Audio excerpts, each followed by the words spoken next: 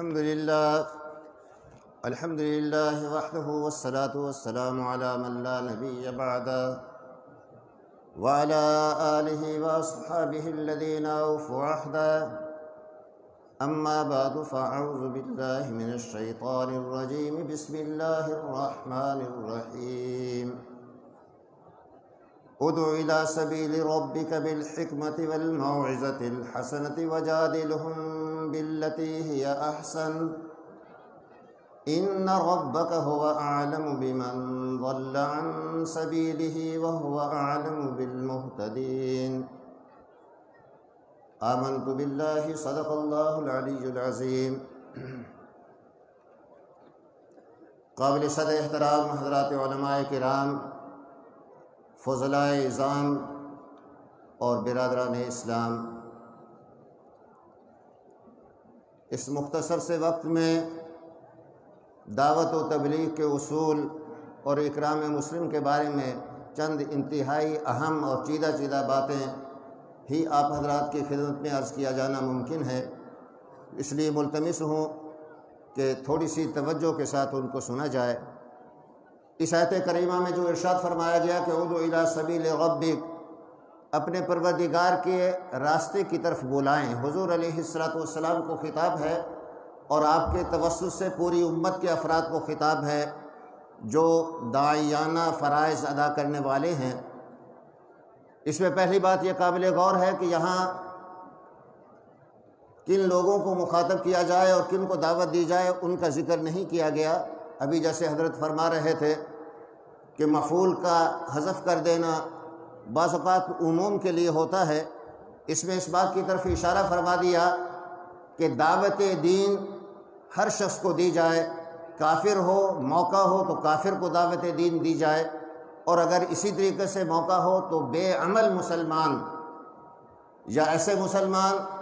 جو صحیح کامل طریقے سے دین پر عمل نہیں کر رہے ان کو دعوت دینا، یہ بھی تبلیغ اور دعوت کے اصولوں میں شامل ہے۔ پھر یہ بات ارشاد فرمائی گئی الحکمہ، حکمت کے ساتھ دعوت دے۔ علامہ آلوسی رحمۃ اللہ علیہ فرماتے ہیں حکمت کا مطلب ہے القول الصواب، الاقرب الی الفہم، الواقع الی النفس اجمل موقع، کہ حکمت اس قول کو کہتے ہیں کہ انسان کو یہ بصیرت اور شعور حاصل ہو جائے کہ موقع کی مناسبت سے کس وقت بات کہنا مقتضائے حال کے مطابق ہے، اس کے مطابق بات کرے۔ اگر موقع سختی کا ہے تو سختی کرے، نرمی کا ہے تو نرمی کرے، تفصیل کا ہے تو تفصیل بیان کرے، اختصار کا ہے تو اختصار کرے، اگر صراحت کا موقع ہے تو بات صراحت سے بیان کرے، اور اشارے کا موقع ہے تو کنایے اور اشارے سے بات بیان کرے، یہ بھی حکمت میں داخل ہے۔ اسی طریقے سے ہمارے فضلاء کرام نے یہ بات بھی پیش نظر رکھنی ہے کہ حکمت میں یہ بات بھی داخل ہے کہ جس کو آپ خطاب کر رہے ہیں اس کی ذہنی سطح بھی آپ کے پیش نظر ہونی چاہیے کہ یہ شریعت کی بات کو کس حد تک سمجھتا ہے، اس کے مقاصد اور اس کی بنیادوں پر اس کی کتنی نظر ہے، تو اس کے مطابق اس سے کلام کیا جائے۔ چنانچہ آپ نے حدیث پڑھی ہوگی،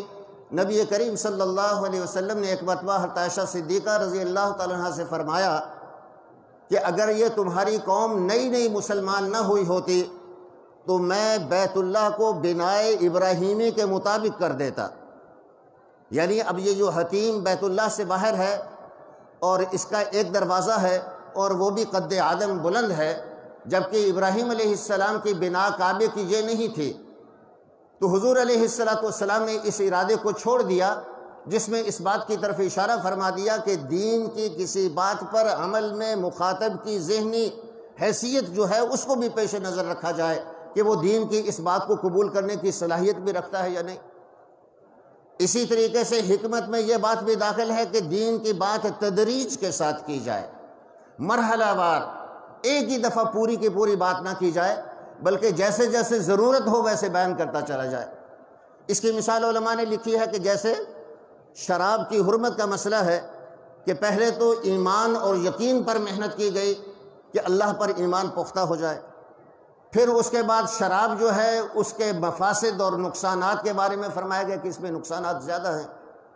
پھر یہ بات ارشاد فرمائی گئی کہ جب نماز کا وقت ہو تو شراب پینے والا جو ہے وہ نماز کے قریب نہ جائے،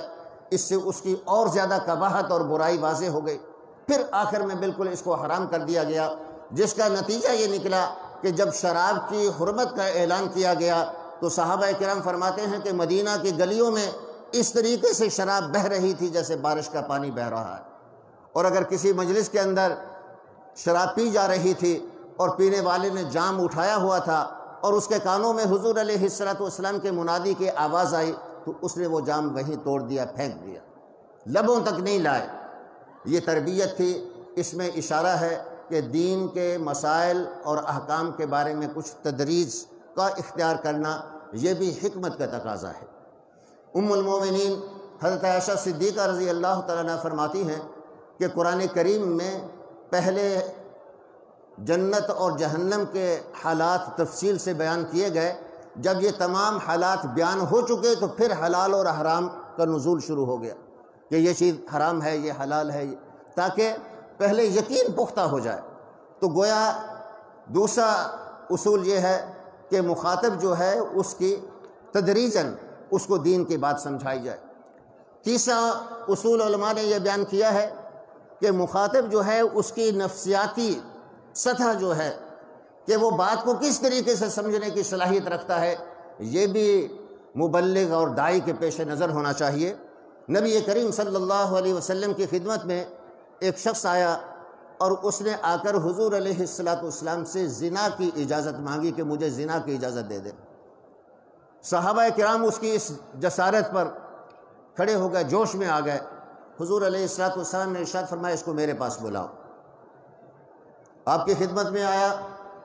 تو آپ نے اسے ارشاد فرمایا کہ کیا تم اس بات کو پسند کرتے ہو کہ کوئی جس چیز کی تم نے اجازت مانگی ہے یہی عمل کوئی شخص تمہاری والدہ کے ساتھ کرے؟ اس نے کہا نہیں، میں اس کو تو پسند نہیں کرتا۔ پھر آپ نے فرمایا تمہاری بہن کے ساتھ، بیٹی کے ساتھ۔ حضور علیہ السلام نے چند محرمات کے نام لیے، اس نے ہر ایک کے جواب میں کہا کہ نہیں، میں یہ بات پسند نہیں کرتا۔ تو نبی کریم صلی اللہ علیہ وسلم نے ارشاد فرمایا کہ جیسے تم اپنے بارے میں اس کو پسند نہیں کرتے، اسی طریقے سے کوئی دوسرا شخص بھی اس بات کو پسند نہیں کرتا کہ اس کی ماں یا بہن یا بیٹی یا بیوی یا کوئی رشتہ دار جو ہے ان کے ساتھ یہ بدکاری کا عمل کیا جائے۔ اس کے بعد حضور علیہ السلام نے اس کے سینے پر ہاتھ مارا اور ارشاد فرمایا کہ اللہ اس کو دین پر جما دے، اس کے دل سے برائی کو دور کر دے اور اس کی شرمگاہ کو محفوظ کر دے۔ حضور علیہ السلام کے اس ارشاد کے بعد اس شخص کے جتنے بھی یہ شیطانی خیالات تھے وہ اس کے دل سے ختم ہو گئے۔ اسی طریقے سے ایک شخص نے نبی کریم صلی اللہ علیہ وسلم سے آ کر یہ عرض کیا کہ میرے اندر بہت سے گناہ ہیں، میں ان گناہوں کو نہیں چھوڑ سکتا، ایک آدھ گناہ کو چھوڑ سکتا ہوں، سارے گناہ مجھ سے نہیں چھوڑ سکتے۔ حضور علیہ السلام نے، اب دیکھیں یہ ایک ایسی اجازت ہے کہ اس کو کوئی بھی نہیں دے سکتا کہ بھئی ایک گناہ نہ کرو باقی سب گناہ کرتے رہو۔ تو نبی کریم صلی اللہ علیہ وسلم نے ارشاد فرمایا کہ ٹھیک ہے، تم ایک گناہ چھوڑ دو، وہ جھوٹ کا گناہ ہے، جھوٹ نہیں بولنا۔ تو وہ شخص بڑا خوش ہوا، حضور علیہ السلام کے مجلس سے اس حالت میں اٹھا کہ مجھے تو صرف ایک چھوٹے سے گناہ کے بارے میں فرمایا گیا کہ یہ نہیں کرنا، تو اب میں اسی پر عمل کروں گا، باقیوں کی مجھے اجازت ہے۔ لیکن حدیث شریف میں آتا ہے کہ جب اس شخص کے دل میں اس کے بعد گناہ کا ارادہ ہوا اور اس نے بدکاری کا ارادہ کیا تو معاً اس کے دل میں یہ خیال آیا کہ اگر میں حضور علیہ السلام کی خدمت میں حاضر ہوا اور آپ نے مجھ سے پوچھ لیا کہ تم نے یہ گناہ کیا ہے یا نہیں، اگر میں سچ بولتا ہوں تو حد لگتی ہے، جھوٹ بولتا ہوں تو وعدے کے خلاف ہے، لہذا اس نے اس وقت اس گناہ کو چھوڑ دیا۔ اسی طریقے سے چوری کا خیال دل میں آیا، پھر معاً یہی خیال آیا، چوری بھی چھوڑ دی۔ رفتہ رفتہ جتنے گناہ تھے وہ تمام کے تمام گناہ اس سے چھوٹ گئے۔ اب یہاں علماء نے یہ لکھا ہے کہ نبی کریم صلی اللہ علیہ وسلم کے سامنے پوری صورتحال تھی، آپ جانتے تھے کہ یہ اس طریقے سے اس راستے سے ان تمام گناہوں کو چھوڑ دے گا۔ تو نبی کریم صلی اللہ علیہ وسلم نے اس انسان کی نفسیات کو مد نظر رکھتے ہوئے کہ یہ شخص راست باز بھی ہے اور جرأت مند بھی ہے، ارادے کا پختہ بھی ہے، اس کو یہ اجازت عطا فرمائی، جس کے نتیجے میں اللہ تعالیٰ نے تمام برائیوں سے اس کو محفوظ کر دیا۔ آخری بات والموعظۃ الحسنہ، یہاں پر ایک بات اور بھی سمجھ لیجیے، یہاں اگرچہ 3 چیزیں بیان کی گئی ہیں، لیکن علامہ آلوسی رحمۃ اللہ علیہ نے لکھا ہے کہ دعوت اور تبلیغ کے اصل اصول 2 ہی ہیں، ایک حکمت، ایک موعظہ حسنہ۔ یہ جو جادلہم باللتی احسن ہے، اس کی ضرورت کبھی کبھی پیش آتی ہے، یہ اصول تبلیغ میں شامل نہیں ہے۔ تو بہرحال دوسرا کیا ہے؟ والموعظۃ الحسنہ۔ موعظہ حسنہ کس کو کہا جاتا ہے؟ کہ آپ نے کسی شخص کو کوئی بات کہی اور اس پر اس کے خوشگوار اثرات مرتب ہوئے، یہ موعظہ حسنہ ہے۔ اب خوشگوار اثرات اسی صورت میں مرتب ہوں گے جب آپ نے سختی سے بات نہیں کی، نرمی سے بات کی ہے۔ حضرت مفتی اعظم پاکستان مفتی محمد شفیع صاحب رحمۃ اللہ علیہ نے ایک مرتبہ اپنے بیٹوں کو نصیحت کرتے ہوئے فرمایا کہ اللہ جل شانہ نے جب حضرت موسیٰ علیہ السلام اور ہارون علیہ السلام کو فرعون کی طرف بھیجا تھا تو نصیحت فرمائی تھی کہ قولا لہ قولا لینا، فرمایا نرمی سے بات کرنا۔ تو حضرت مفتی صاحب رحمۃ اللہ علیہ نے فرمایا کہ دیکھو، اس وقت دنیا میں فرعون سے زیادہ کوئی برا نہیں ہے، اور ہم میں سے کوئی حضرت موسیٰ علیہ السلام اور حضرت ہارون علیہ السلام سے زیادہ محترم اور مکرم نہیں ہے۔